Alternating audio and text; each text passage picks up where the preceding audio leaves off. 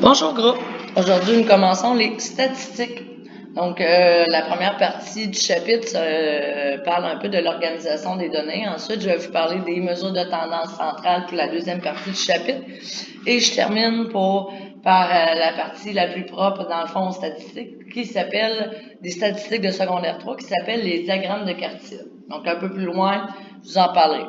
Donc, pour ce qui est de l'organisation des données, vous avez déjà vu ça un petit peu. Donc, quand on a beaucoup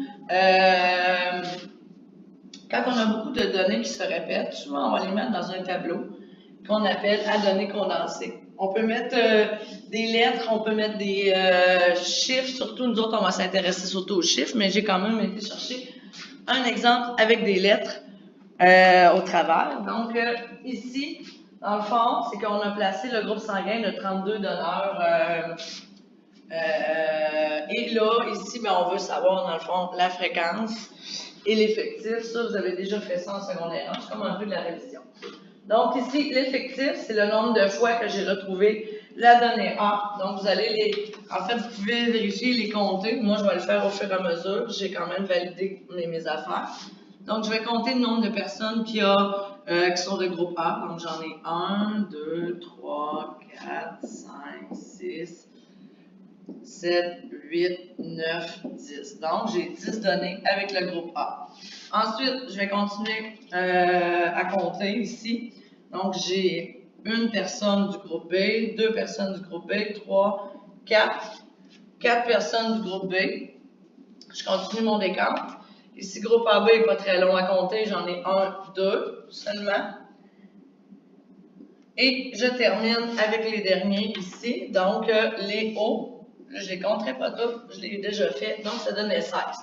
Pour un total de 32. Donc, ici, mes données ont été réparties. La fréquence, là, vous voyez le petit signe de pourcentage, c'est de ramener tout simplement, dans le fond, vous avez fait ça en secondaire 2 l'an passé, c'était de ramener ça, dans le fond, en pourcentage par rapport aux autres.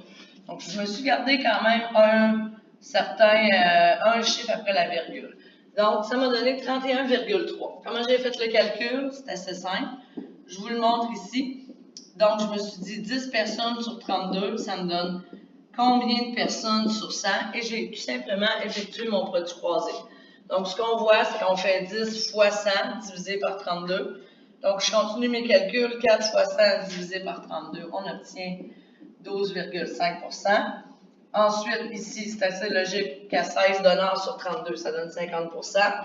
Et pour que ça balance, ici, j'écris 6,3%. Donc, on s'assure que notre pourcentage balance bel et bien à 100%. Je vais continuer parce que c'est vraiment l'autre partie qui est la plus importante pour le secondaire 3. Le tableau à données groupées en classe. En fait, à grouper en classe, c'est quelqu'un qui a presque pas de données qui se répètent. Bien, moi, j'utilise dans le fond des classes pour pouvoir les regrouper justement dedans. Donc, comment je fais le calcul de classe? Ça dépend toujours de combien combien je veux faire de classes dans ma situation. Donc ici, si je compte 1, 2, 3, 4, 5, 6, j'ai 7 classes en tout que je veux faire. Donc, on voit que j'ai 7 lignes, donc je veux faire 7 classes. Premièrement, comment on fait le calcul? C'est simple. Pour calculer dans le fond ça, on commence par calculer l'étendue. L'étendue, c'est quoi? Vous allez sûrement revoir ça. C'est toujours le maximum ou le minimum. Donc, mon maximum, c'est 147. Mon minimum, c'est 85. Donc, mon étendue, c'est 147 moins 85. Ça me donne 62. Que je veux répartir en 7 classes. Donc, pour savoir l'étendue de mes classes, vous allez voir c'est quoi des classes tout de suite après, là. Je sais que c'est pas évident pour vous, vous l'avez pas vu encore, mais vous allez voir, c'est assez simple.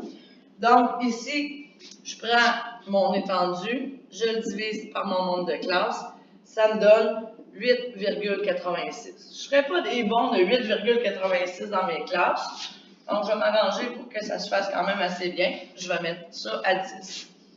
Donc, je pars avec mon minimum. Une classe ressemble un peu comme à un intervalle.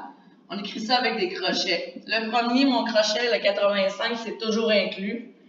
Et là, je vais ajouter 10 parce que c'est 10 l'étendue que j'ai choisi. Et ma deuxième valeur dans mon intervalle est jamais inclue.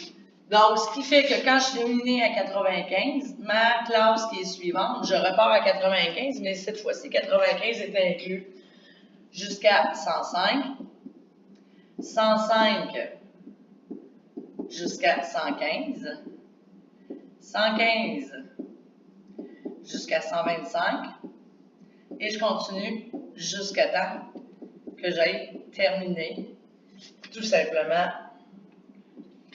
d'écrire toutes mes classes.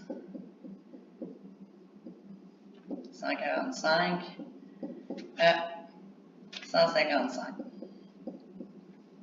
Ensuite, je compte tout simplement le nombre de données qui se retrouvent entre 85 et 95. Donc, dans ce cas-ci, j'en avais 3. Dans l'autre ici, j'en avais 2. Là, je ne les compterai pas toutes. Là. Je sais qu'on est capable quand même d'aller rechercher nos données. J'en ai 5 ici, 6 là, 4 là, et une dernière ici pour un total de 25. Ensuite, si je veux rajouter ça en fréquence relative, toujours en mettant comme le même calcul que j'ai fait la dernière fois. Donc ici, ça va me donner 12%, 8%, 16, 20, 24, 16 et 4. Donc, pour cette partie-là, le prochain cours, je vous montrerai comment monter histogramme. Histogramme qui est un graphique propre au secondaire 3. Je vous remercie. Au revoir.